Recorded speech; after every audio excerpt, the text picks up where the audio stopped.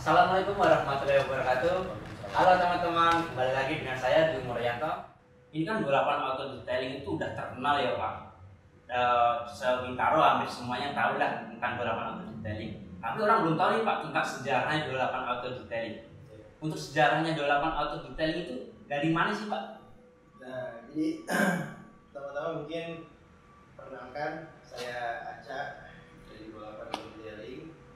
Kebetulan saya adalah founder 28 yang memang mendirikan usaha ini sejak 2014. Jadi 28 Auto Detailing, kata-kata angka 28 ini sendiri memang punya makna tersendiri. Jadi bukan 28 itu bukan tanggal ulang tahun saya atau nomor di sini, bukan. Kenapa saya kasih nama 28 Auto Detailing? Memang pertama kali itu saya memulai usaha ini di garasi rumah orang tua saya.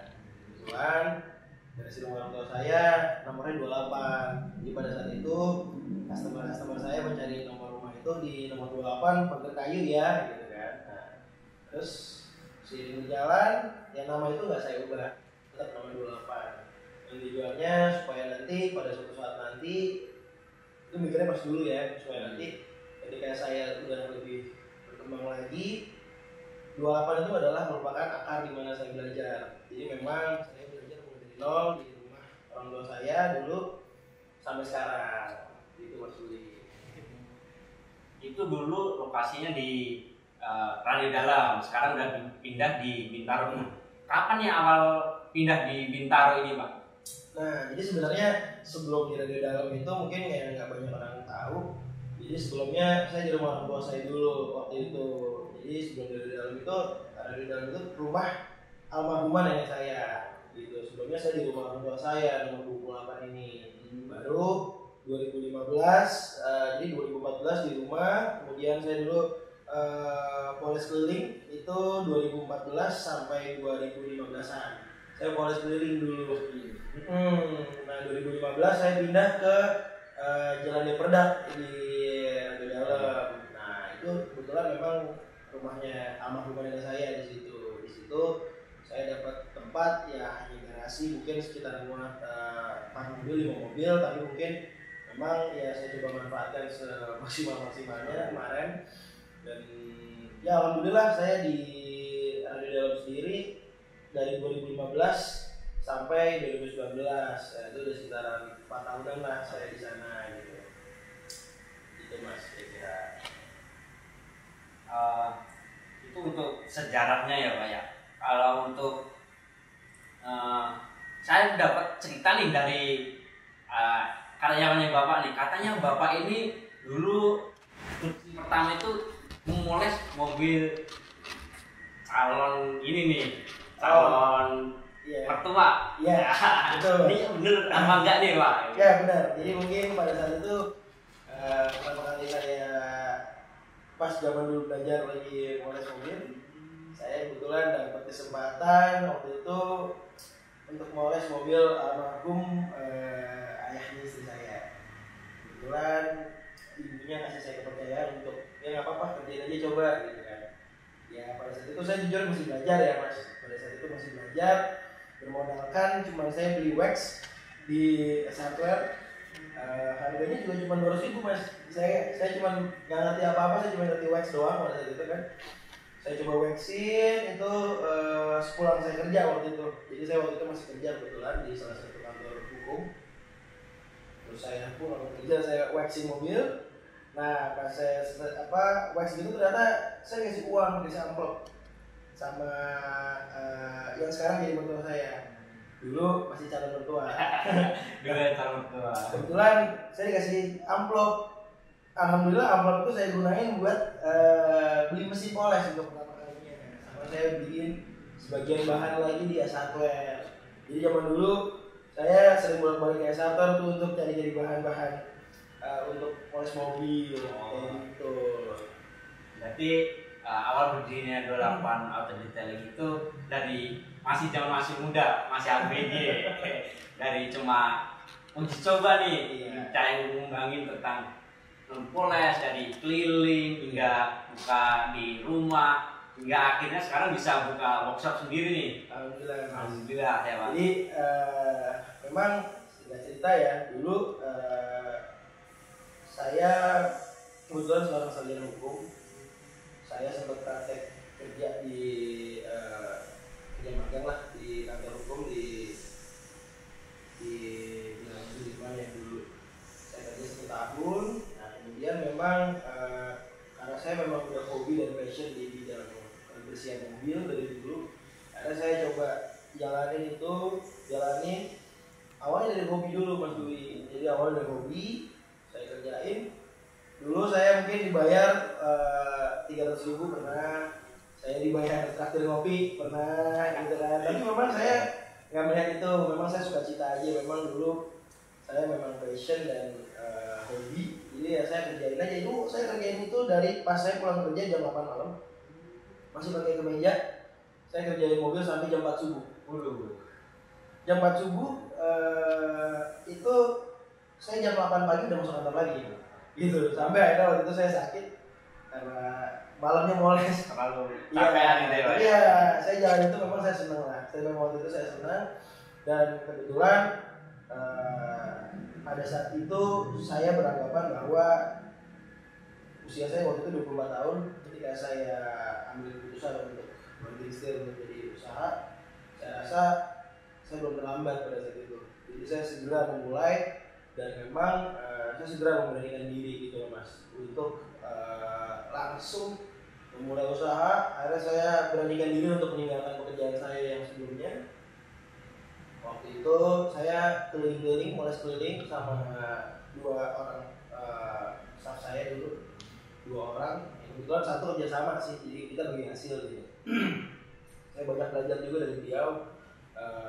Yang sampai sekarang ilmunya juga akhirnya ya bermanfaatnya buat saya. Dulu saya banyak belajar gitu. Nah, ya berjalan. Ya alhamdulillah sampai saya pindah ke radio dalam. Gitu. Di radio dalam itu baru saya lebih serius lagi tuh, lebih profesional lagi pada saat itu. Udah benar-benar waktu itu karyawan berarti 4 orang ya. Radio dalam pada saat itu 2015 4 ya kita terus sampai 2019 gitu. Nah 2016 pada saat itu belum banyak Mas tempat-tempat kayak coffee kayak sekarang di mana-mana udah ada. Kalau dulu jarang, belum banyak zaman dulu. Jadi memang hanya beberapa aja yang ada. Nah pada saat itu saya 2016 coba untuk menjemput bola. Waktu itu saya ngetok pintu lah istilahnya. Saya ke beberapa dealer ya kan untuk coba menawarkan jasa ini. Dulu datang nawarin jasa, ya alhamdulillah dikasih kepercayaan 1, saya kerjain dengan sebaik mungkin, dikasih kepercayaan lagi. Jadi memang awalnya berawal dari banyak referensi lah Mas gitu. Gimana guys, mantap kan nih.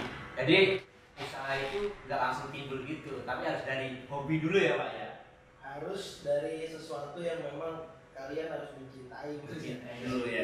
Saya hobi. Jangan sampai rasa terpaksa itu jadi beban. Betul Pak.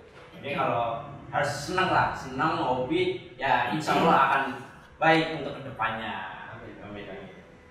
Nah, kalau kan Bapak ini saya lihat-lihat ini masih muda ya, seumuran lah kita. Nah, kalau untuk ini kan buat netizen, teman-teman kita kan di usia muda, apa sih Pak motivasinya? Kita kasih motivasi sama saran lah buat mereka untuk berjuang.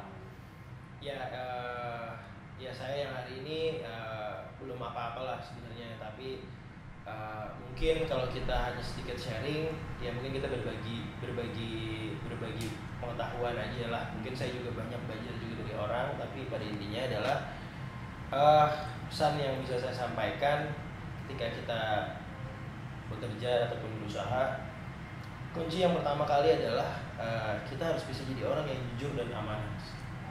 Jadi kejujuran itu nanti akan langka pada waktunya, karena semakin kesini orang itu bisa diuji ketika dia mendapatkan satu level yang lebih tinggi atau mungkin dia mendapatkan satu ujian lebih tinggi. Di situ kejujuran makin dirasa nanti semakin langka. Kemudian ya kalau kita bisa menjaga amanah, insya Allah kalau memang kita punya niat baik, selalu ada jalan yang selalu bisa selalu bisa kita dikembangkan mas gitu loh. Memang amanah itu menurut saya hal terpenting ya pada saat ini ya gitu loh, karena dengan kita tetap menjaga seperti itu aja, insya Allah selalu ada aja yang dibantu, ada aja bantuannya gitu loh mas. Yang susah sekarang orang yang nggak bisa menjaga amanah itu rata-rata ya itu jatuh nanti ujung-ujungnya gitu. Yang kedua, selain dan jujur dan amanah tadi, kita benar-benar harus bisa mengoptimalkan apa kemampuan kita. Jadi apa yang kita sukai, apa yang kita gemari gitu, kita benar-benar dalemin, tekunin dan terus belajar. Jangan pernah merasa kita udah yang paling ahli gitu ya. Iya. Sampai puas diri. Kalau kita puas diri seperti itu, kita nggak belajar, di situ titik orang akan mulai jatuh pelan-pelan. Kita nggak perlu buru-buru untuk mencapai titik yang sukses gitu, tapi minimal kita memastikan diri untuk kita nggak gampang jatuh. Artinya kita tetap selalu berusaha aja, kita tetap menjaga kejujuran dan tetap selalu rendah hati. Yang terpenting selalu mau belajar gitu. Buat anak-anak, teman-teman muda, anak muda, pesan saya ketika kalian ingin memulai usaha, mungkin kondisi modal tidak mendukung. Pada intinya bermodalkanlah kemampuan kalian. Dan yang kedua, jagalah kejujuran dan amanah kalian. Berapapun modalnya, mulailah segera. Nanti semua itu akan berjalan sesuai takdir Allah pastinya. Dan ketika kalian punya niatan baik, nggak mungkin Allah nggak bantu. Dan selalu berniat dalam hati bahwa ketika kita mulai usaha, kita lagi mau sharing satu berkah untuk orang banyak. Jangan untuk diri sendiri doang. Nanti serba salah mas kalau gitu. Iya, gitu. Insya Allah ada aja jalannya. Jadi tetap semangat, tetap berpikir positif. Kita nggak perlu takut, nggak perlu cemas kalau kita nggak punya modal. Yang penting bermodalkan kemampuan dan kejujuran. Nah ini nih pesan yang paling penting nih. Kita tadi udah dari sejarahnya 28 Auto Detailing hingga alur ceritanya nih enak banget gitu didengar. Nah terus ada pesan nih, pesan ini sangat penting sekali nih. Terima kasih Pak untuk kesempatan kali ini. Mungkin ada kesempatan untuk lain kali kita ngobrol-ngobrol serunya. Oke, sama-sama Mas Dwi, masih banyak Mas Dwi. Sama-sama. Kita sehat selalu, ya kan? Selalu dilindungi dalam masa pandemi kayak sekarang gitu. Ya, makasih Mas Dwi atas kesempatannya. Terima kasih untuk pemirsa semuanya. Sampai jumpa di vlog dan ngobrol seru selanjutnya.